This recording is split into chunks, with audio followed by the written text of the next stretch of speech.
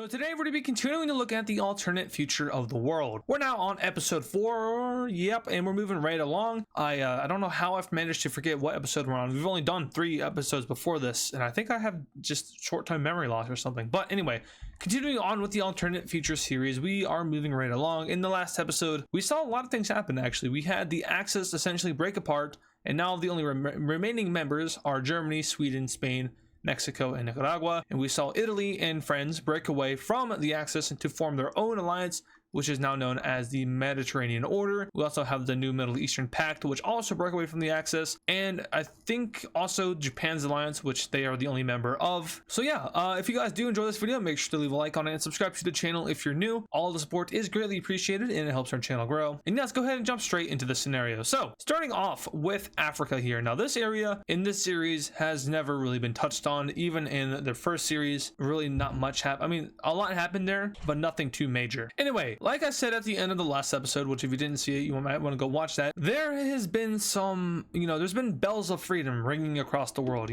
I gave many examples last episode, like for example, Catalonia just got their independence, but those ideas are now spreading to Africa, with Angola and the DRC getting independence from the war. I think a lot of other countries, or I guess colonies at this point, are going to start to advocate for independence, and that's exactly what they're doing right now. Now, every alliance is kind of fearful of this, because right now is a very important time to keep hold of everyone around you, because once again, we saw the Axis explode. The Allies don't want that to happen. The League of Freedom doesn't want that to happen. I guess even the Middle Eastern Pact or the Mediterranean Order, they don't want that to happen. So in order to appease these colonies and to keep them under their rule without rebellion, they're going to go ahead and they're going to grant them semi-autonomy. What this means is basically they can kind of run themselves, but they're going to be running themselves under their ruler. So I believe the British Raj was kind of ran like this, where they had their own government system, but the British were just like their overseers. Correct me if I'm wrong on that, but this is going to start to happen for countries in Africa, and that might have actually been the case in real life too. Actually, I should probably fact check myself. But first off, we have the British kind of giving a little bit of autonomy to Egypt here. Now, remember in real life, when the colonies of Africa got their independence, the Europeans just kind of did whatever they want with those borders, and it's going to be much of the same here. They're not really going to worry about any kind of the cultures, different peoples, and ethnicities. They're not worried about that. So it's going to be a little bit different from the first timeline, because they are just giving them autonomy and not independence. But here we have Egypt's new autonomy. Once again, not independent. They are just running themselves under the British Empire. Next up, we have the UAE, we have Qatar, we have South Africa, and then we have this new kind of weird mixture of a group, which is just going to be known as, I guess, Central South Africa or something like that. It's a little bit of a mix of Zimbabwe and Zambia, I think, and it's just kind of its own mess. Now, as for this large strip of land that consists of Sudan all the way down to Tanzania, this is still a colony of Britain, so it doesn't have any autonomy. The groups here weren't really pushing for their independence as hard as these other groups were, and therefore it will be left alone. Now for France, it is a little bit more interesting here, because they have a lot more land, or I guess a lot more land that is close together than Britain does. As for Algeria, they are going to be sharing a sort of similar border to what they did get in real life, except this time a little bit more reshaped. Like I said, these aren't going to be perfect, and I don't want them to be perfect because this is an alternate timeline. Over here with Mauritania, they're not even going to look familiar at all, as the French just kind of draw their lines wherever they want to draw them. We have all sorts of new countries, or I guess autonomous territories, being drawn up over here, similar to what happened in real life, with just kind of everything and anything happening here. And yes, this is just me drawing random squiggly lines. If you guys want to name these countries, go ahead. I'm not going to name them because I don't think they need a name. That might be echoing to the fact that they're not going to exist in a few episodes, but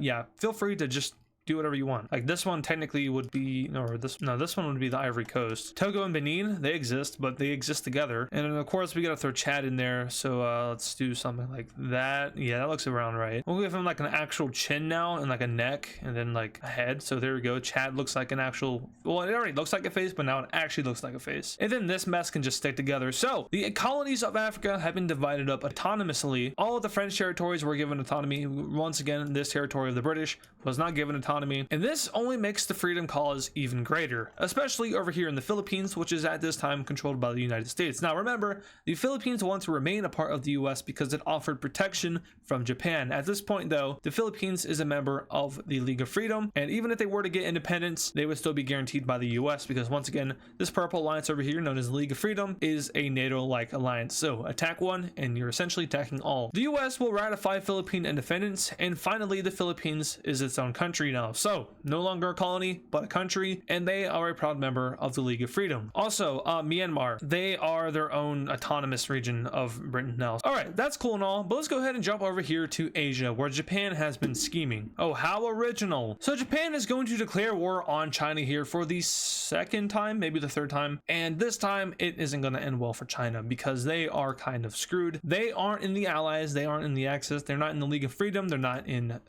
the Middle Eastern Pact, although I don't know why they would be, and they're definitely not in the Mediterranean Order. So yeah, China, they're going to ask for help, but no one's going to give it to them because they're not in an alliance. They could have joined any of these alliances, but they chose not to, and ultimately that will lead to their demise, as Japan is going to greatly outnumber China here. Japanese troops start to storm in from all sides of their border, and they really just don't stand a chance. China lost all their valuable land in World War II when they lost like all the coastal areas, because that really is the most valuable parts of China. Aside from that, the areas colored in pink are the next most valuable, and everything else is pretty much useless. As you can see, they already lost those more valuable areas, so now China is basically just a barren wasteland, which the Japanese troops are going to find ease with crossing. A huge offensive is going to go ahead and take place across the central areas of China, and this will wipe out a majority of the Chinese armies until eventually they reach over here in the western half of the country, where we have the surrender by Xinjiang. That's right, there was no Chinese government. That got dissolved as soon as this central area was taken out. So basically Xinjiang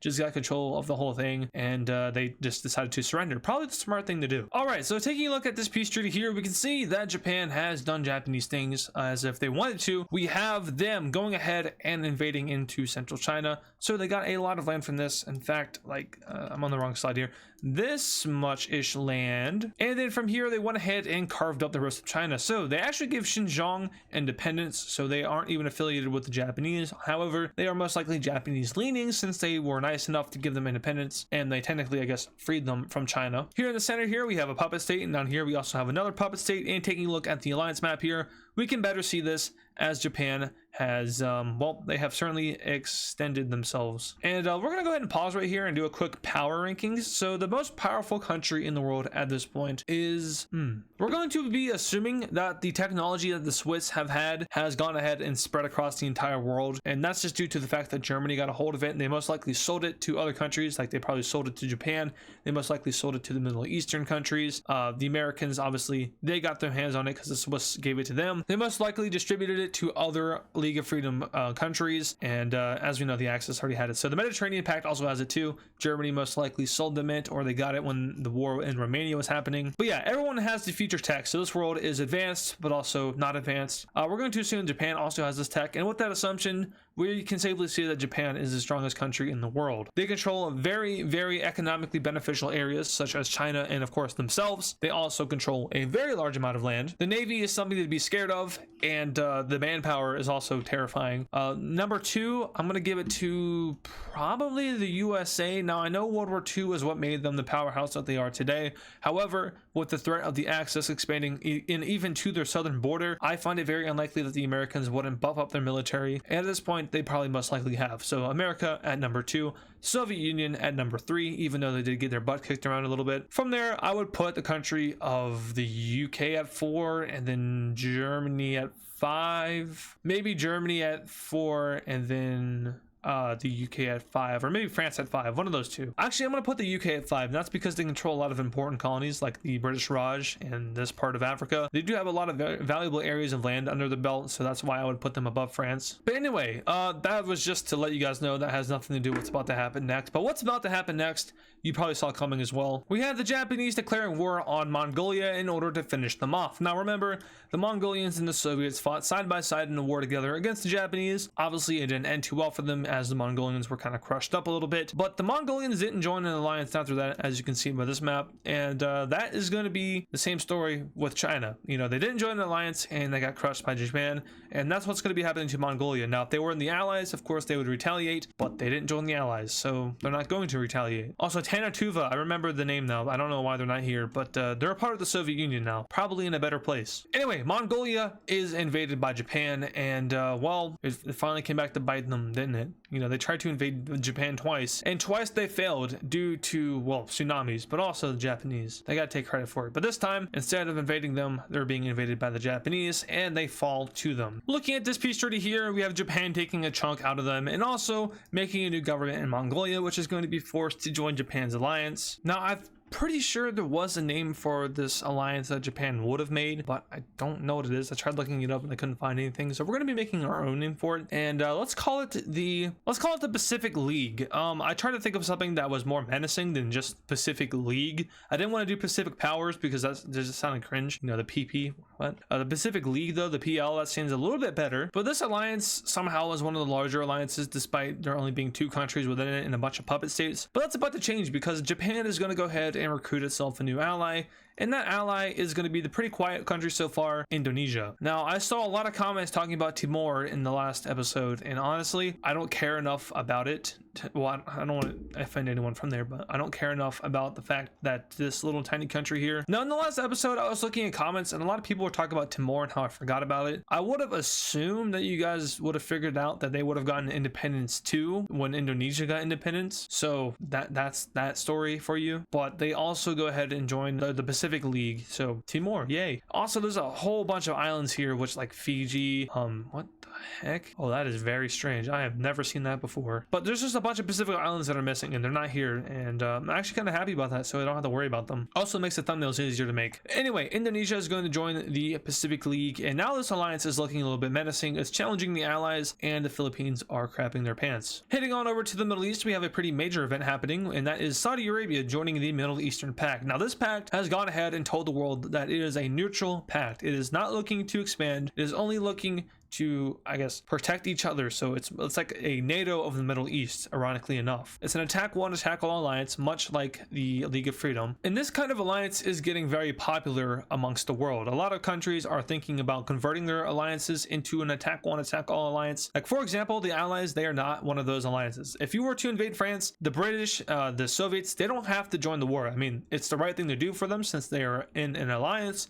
However, they are not forced to, like an attack one, attack all alliance. Same thing with the Mediterranean Pact, same thing with the Axis, same thing with the Pacific League. So that idea is getting very popular, but it will not be enforced just yet. But once again, what is popular is the idea of freedom. And this Middle Eastern country here, which is pretty much an abomination, is asking for freedom from the British, and the British, surprisingly enough, are going to oblige, but under one condition. And that condition is that they hold on to a piece of Iraq. Now, the deal here is that basically this area of land will be ceded over towards the Middle Eastern country right here in like 15 years. So the British have this area for 15 years, and within those 15 years, they're probably going to pillage the hell out of this, take all the oil that they can. But once that time is up, they are forced to cede it over to this new country here, which is going to get its independence right about now. So it is given independence, and right away after it gets its independence, it joins the Middle Eastern Pact. Now, who are the British to say that the Middle Eastern Pact had anything to do with this odd occurrence? Obviously, they're going to join the Middle Eastern Pact because they're a Middle Eastern country, you know, the same religion, same, or no, I don't want to say the same group of people because that's not true, but same-ish groups of people, same region, you know, similar history. Of course, they didn't tamper with anything within this country. Of course, this was their own free will. Now, I'm just playing. The Middle Eastern Pact totally had something to do with this, but the British really don't care. Holding on to this themselves was an issue because it was a really big mess, and that has a lot to do with Israel over here, and we already know about what happens there. But this time, it's firmly under the control of the red team, and with that, I don't even want to talk about it actually. But anyway, this country is given independence now, and the Middle East is almost fully red. Anyway, that is actually going to do it for today's video. So I know that this alternate future video was a little bit shorter than usual, and that is once again because I'm going on vacation soon, and I have to send my editor a bunch of videos before I leave. And you know, honestly, I'm thinking now, if I just had a laptop, I could simply just upload the videos while I'm at the place I'm at on vacation. The issue is though, I broke my laptop like a couple years ago. I'm gonna tell the story now, but basically I was setting up the monetization process on my channel. So it was like what, 2019? I can't remember when I got monetized. I think it was 2019. Actually, it might have been 2021. Anyway, I was setting up the monetization process, right? And it was really making me mad. I was super pissed off, right? So I have my laptop in my hand, it's touchscreen. It's like I get really mad, and then I press my finger really hard on the screen. It's like I'm grabbing where you look, and the whole thing goes black, the screen shatters, and I'm just sitting there like, man. I was doing it with my dad too. He didn't see me break it, but like I went upstairs, I got really I got really mad, and then went back downstairs and I was like, I broke my laptop, and he was like, damn. So yeah, I don't have a laptop, and I've honestly never really thought about it because I don't really need a laptop. But now that I think about it, it might be nice to have just in case like something like this happens where I have to leave and I have to upload a video remotely, because now I have an editor who can edit my videos for me. But I never really thought about just having like a computer with me wherever I go. So maybe I'll invest in a laptop soon, or maybe I'll just get my old one fixed. Tell me what you think I should do in the comments. Tell me how I should spend my money. That sounds like a great idea. Speaking of spending money, I need to upgrade a new microphone because this thing still turns off every now and then, and it's kind of scary because I don't want to record a video, especially an alternative future video, and just have no audio. That would be the worst. Like, that would be horrible. That would be the worst thing ever. But once again, thank you guys for watching. If you want to see more alternative future, make sure to leave a like on it, subscribe to the channel if you're new, blah blah blah, all that good stuff, and I will see you guys in the next video. And of course, thank you to all the super fans. This includes Patrick Clauser, Yo Moma Moma, Texan Cowboy Cheese, Kylie Speaks Plays, Poland Country Ball, Dimitri, DW Cool Dude, Nevada Garbage Trucks, Yakko, Soviet Ball, and Serminator. Once again, thank you guys.